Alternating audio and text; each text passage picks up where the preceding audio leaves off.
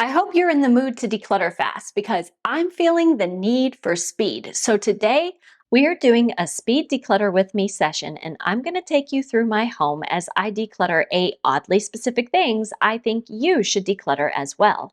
If a minimalist of 10 years like me has these things in her home, I'm guessing that you probably do too. And I hope this video gives us both permission to stop hoarding and let go of this stuff, beginning with number one on this list, which is things that you've already replaced. So for this category, we're going to head into my main bedroom closet because I know there's a few things in this clutter category that I have hiding in there. This is one of the sneakiest types of clutter, and a lot of it comes from a just in case mindset rooted in fear. We're afraid to let go because we might need it someday. But if you've already upgraded, this is just backup clutter, and an inability to let go only keeps us stuck holding on to things we've already outgrown. Okay, so the things that I have in this category to declutter include a yoga strap that was just so flimsy and got all frayed and tangled that I've already replaced with another and much higher quality canvas yoga mat strap. So I'm going to get rid of this. And then this was one of my son's sports bags that we would take when we went to swimming, but it got broken on the side, and he already got another one new free from school, which is something that has happened every single year. So we haven't had to purchase any of these. We just get them for free and then replace them when they wear out. So because this one is torn and we've already replaced it, I'm going to declutter this. By the way, Clutter Koala is our mascot for today, and he wants to remind you that if you're not already subscribed to the A to Zen Life channel with all notifications turned on, please be sure to do that right now so that you don't miss any future videos about decluttering, minimalism, or saving money. And if any of you friends watching this video have tips on how to fix this situation that's happening with Koala, please do let me know because Dee Dee wants him to stay with us so that he's really well taken care of and he doesn't get worn any further. But I would love to know how to mend these bald patches. Okay, now that we're done here, we're going to move on to the next oddly specific kind of clutter category, which is forgotten car clutter. My car is typically pretty clean, but I realized that a few weeks back we were going to some events related to the Olympics, and we even got to meet some Olympic athletes and touch their medals, which was amazing. But something that we had in the car that I collected and then completely forgot about was some craft supplies related to the Olympics. I personally thought this was so cute, and it has the Winter Olympic mascots and some crafts that you could do with like paper plates and book recommendations for the kids. But my kids didn't want to do this, so I was going to take it back to the library, but then I forgot, and now it's long past the date where this was relevant.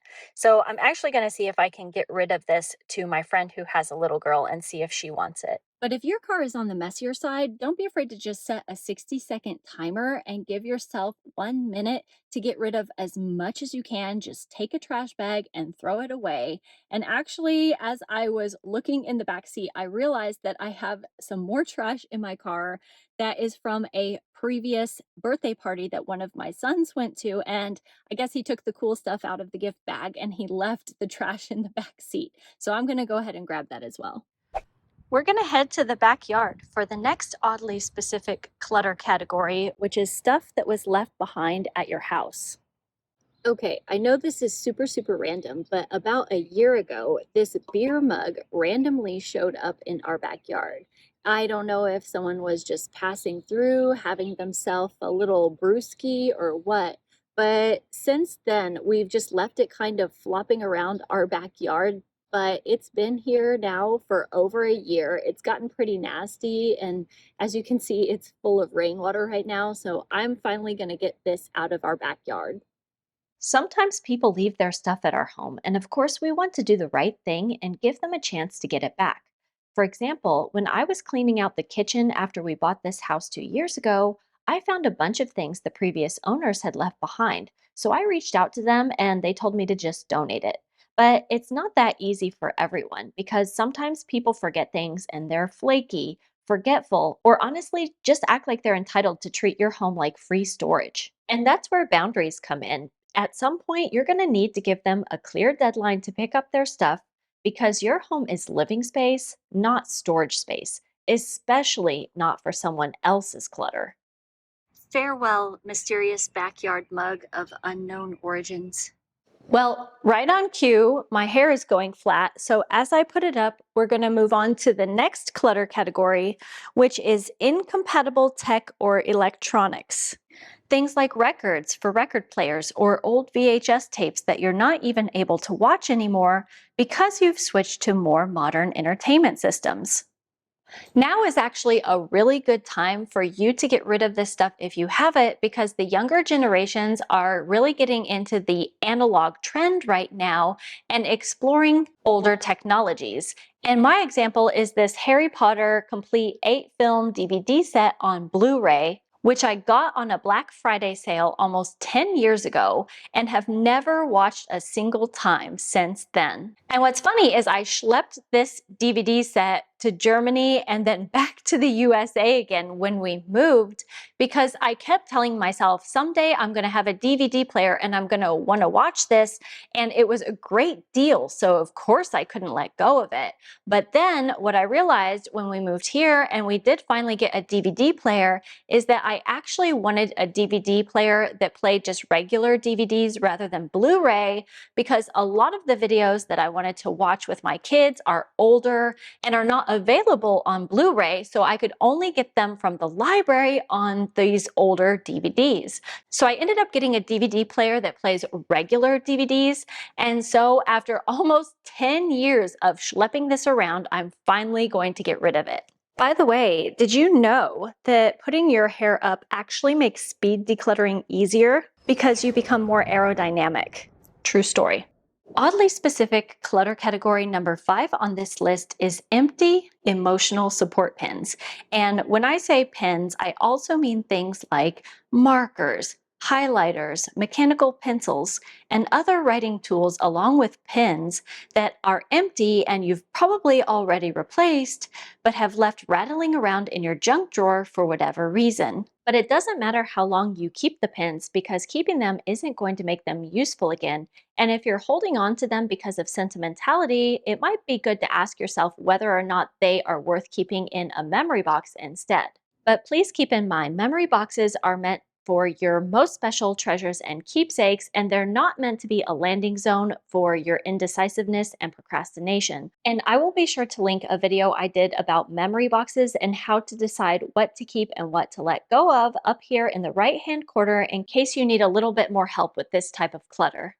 These pens are my absolute favorite kind of pens in the whole world, but all of these have already been emptied, and I already replaced them with this set that has more colors and has replaceable ink cartridges. So since I already have these, I no longer need these, but I was just holding on to them for whatever reason. So I'm gonna finally go ahead and declutter them. And speaking of hoarding things that are empty, the next thing we're going to tackle is your stash of unused jars and containers.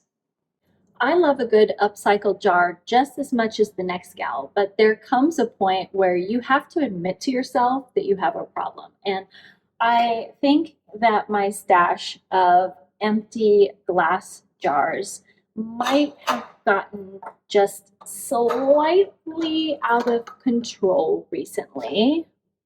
This is currently the collection of jars that I have. And as you can see here, these are just lids because these are currently in use in my refrigerator for cilantro and parsley. So those are definitely keepers because I tend to use those jars a lot. But as for the rest of these, I need to thin them out a little bit. Personally, I found the key here is to set firm boundaries. Pay attention to how much you actually need and use, and let that be your limit. Keep your favorites, the ones you actually reach for over and over again, and let the rest go periodically if you're like me, who tends to reaccumulate this stuff. Did you think that was the only place I was stashing my jars? No, no, no, my sweet summer child. We still have to go to this cabinet. I've been having a hard time letting go of this pickle jar because I actually used it in a skit where I was sharing the results of my 1 year no buy challenge.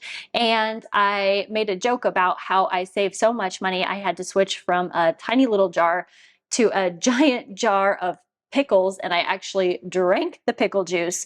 And I thought that video was going to go viral, and I found it hilarious. And people barely commented on the pickle juice thing. Nah, I'm not laughing. And I was thinking of reusing it for storage or for flowers or something. Oh, but it just still smells of pickles. So I'm going to go ahead and let this go. Wow, I feel like we've already been able to get rid of so much. Let's head to the next area and see what we can find.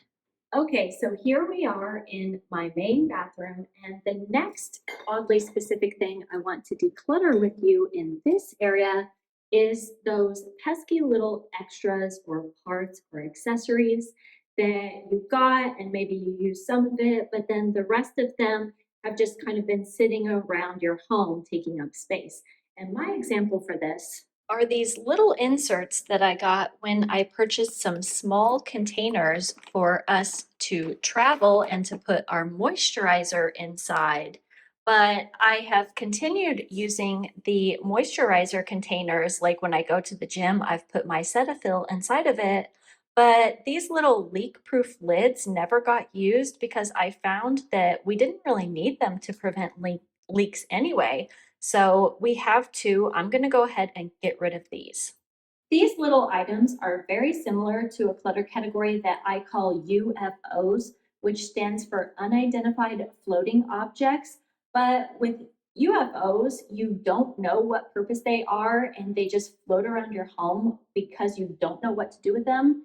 In the case of these things, I actually know exactly what they are, and we haven't used them for over a year. So I'm going to go ahead and get rid of them.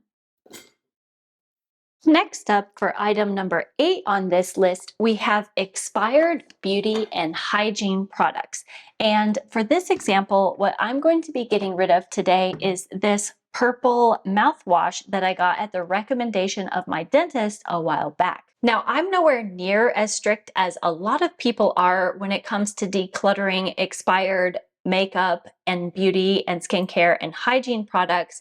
For example, in a video that I did on Project Pan, I talked about how I was still using some dark eyeshadow that I used to fill in my eyebrows that was several years old. But the reason that I continue to use that, even though it's expired, is because it's not touching my eyes or any mucous membranes, nor is it anything that I'm ingesting. So I feel comfortable continuing to use that. But when it comes to something like mouthwash that is put into my mouth, I'm a little bit more hesitant to use expired products like that. And the reason I actually stopped using this mouthwash a while back was because I read some articles and studies about how mouthwash could potentially increase your risk of oral cancer and gum disease, which is actually what I was trying to prevent. So looking at the expiration date on the back of this, I can see that it actually expired in December of 2025, and I stopped using it long before that. So I'm going to go ahead and get rid of this. Just like that, in a few short minutes, just look at how much we were able to get rid of in my already minimalist home. And just imagine if you continue decluttering like this, spending a few minutes here and there, how much you can get rid of. And if you're thinking that doesn't seem like much, just consider multiplying that by days, weeks, months, and years, and think of how much time, space, and energy you can give back to yourself. And if you want to find out more about how to declutter and organize, be sure and go check out one of these videos, or I'll see you next week. Until then, take care. Bye-bye.